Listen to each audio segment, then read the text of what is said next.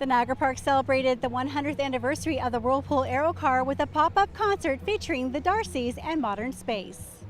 Well, this is a special weekend for Niagara Parks and the Aero Car, so we thought we should extend the anniversary from not just the Monday, August 8th, but also for the whole weekend.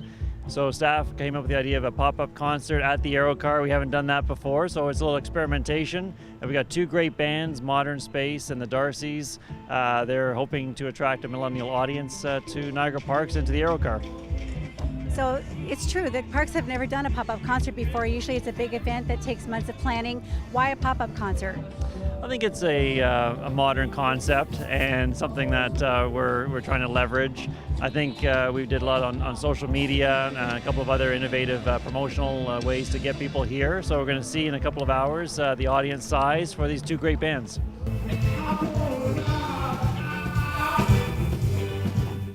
Toronto indie group the Darcys are having a great year, first with a new single, a tour, and now their first visit to the Niagara Parks and the Whirlpool Aero Car.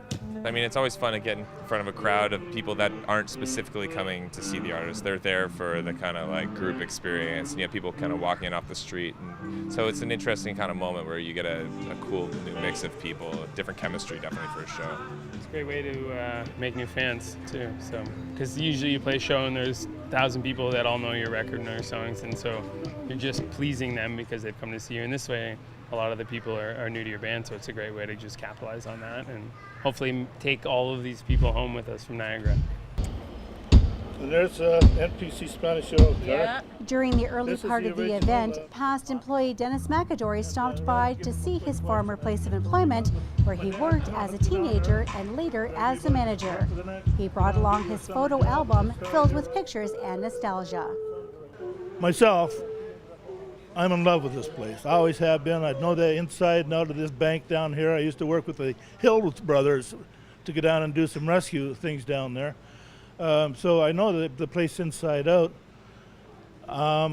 As far as I'm concerned, there is no nicer spot than, I don't think there's any nicer spot than the lower Niagara River in all of Canada. It's just picturesque all the way through.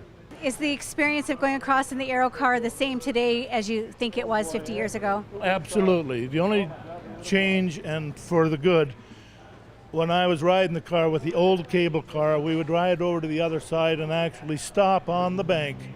Big platform hanging down there. People would get out of the car to change sides for the return trip. People in the center were fine. They were just standing there. They would just change sides.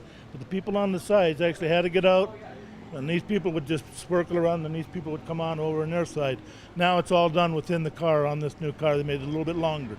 That made it a lot safer, that's for sure. An attraction that still draws crowds after 100 years is something to celebrate. I think when it was first designed back and opened in 1916, there was a lot of thought that went into the location of the attraction, sailing over the Niagara Whirlpool. It's a very natural attraction, smooth ride, designed so well. And I think there's something that's unique about the attraction that continues to draw visitors from around the world. Last year, about 125,000 visitors went on the Aero Car. We're anticipating even higher attendance this year. So for a seasonal attraction, running roughly April through to October, that's a very strong number. In Niagara Falls, reporting for The Source, I'm Lori Taraba.